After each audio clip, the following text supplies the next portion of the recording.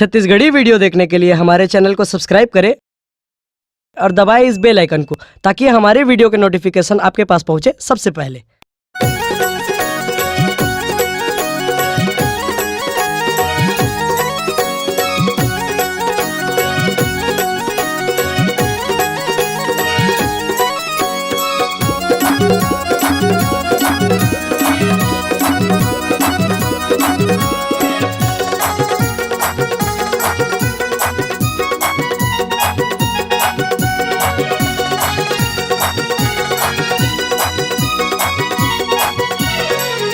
ए मुन्नी खवा के ते मैं फंसा के बैहा बना के मोला छोड़ दे बेका। मुन्नी खवा के ते मैं फंसा के बैहा बना के मोला छोड़ दे बेका। मुन्नी खवा के ते मैं फंसा के बैही बना के मोला छोड़ दे बेका। मुन्नी खवा के ते मैं फंसा के बैही बना के मोला छोड़ दे बेका। बैहा बना के मोला छोड़ दे बेका। बैहा बना के मोला छोड़ दे बेका। बैहा बना के मोला छोड़ दे बेका। मुन्नी खवा के ते मैं फंसा के बैहा बना के मोला छोड़ दे बेका। मुन्नी खवा के ते मैं फंसा के बैही बना के मोला छोड़ दे बेका।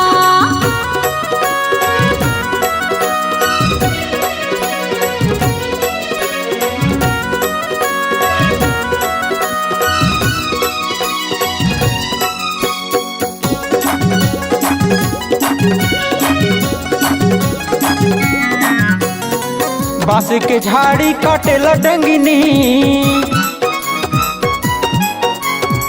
बांस के झाड़ी काटेला डंगिनी। तया के लमा बला के नहीं आए ठगनी मोला छोड़ दे बेका। ए मुन्नी खवा के ते मैं फंसा के बैहा बना के मोला छोड़ दे बेका।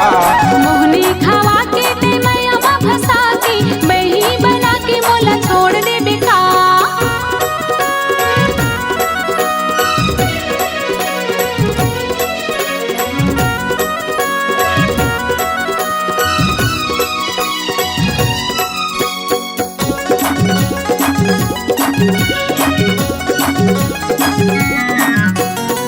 घर बनाए छाइला खपरा।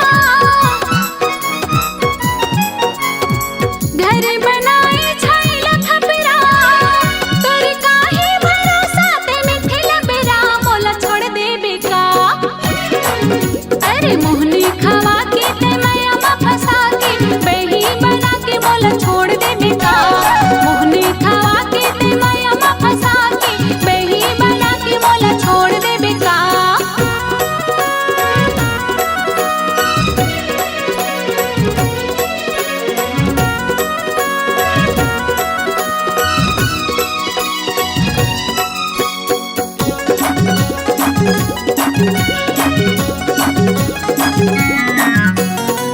कुर्ता मंगा के चढ़ाए सीना।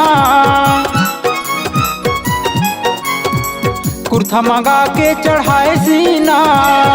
मैं कैसे के रही हूँ तोरे बिना मोला छोड़ दे बेका। ए मुन्नी खवा के ते मैं फंसा के बैहा बना के मोला छोड़ दे बेका। मुन्नी खवा के ते मैं फंसा के बैहा बना के मोला छोड़ दे बेका।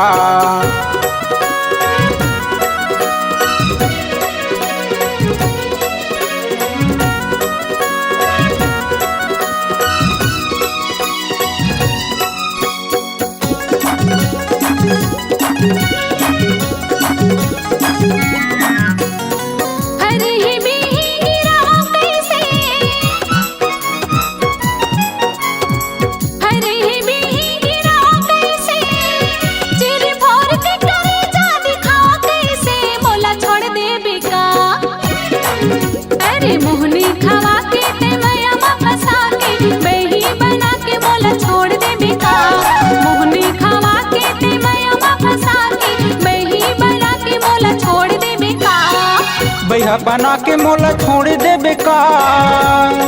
भैया बना के मोला छोड़ देबे का, भैया बना के मोला छोड़ देबे का, मोहनी खवा के ते माया में फंसा के, भैया बना के मोला छोड़ देबे का, मोहनी खवा के ते माया में फंसा के, बही बना के मोला छोड़ देबे का, मोहनी खवा के ते माया में फंसा के, भैया बना के मोला छोड़ देबे का, मोहनी खवा के ते माया में फंसा के, बही बना के मोला छोड़ देबे का, भैया बना के मोला छोड़ देबे का, बही बना के मोला छोड़ देबे का, भैया बना के मोला छोड़ देबे का। अगर आप अपनी आवाज को एक नया आयाम देना चाहते हैं तो चले आइए मल्टी ट्रैक डिजिटल रिकॉर्डिंग के लिए संपर्क करें HK म्यूजिक कंपनी, कोटा डबरी, चांपा, छत्तीसगढ़। मोबाइल नंबर है 9329238487 और 8085380339।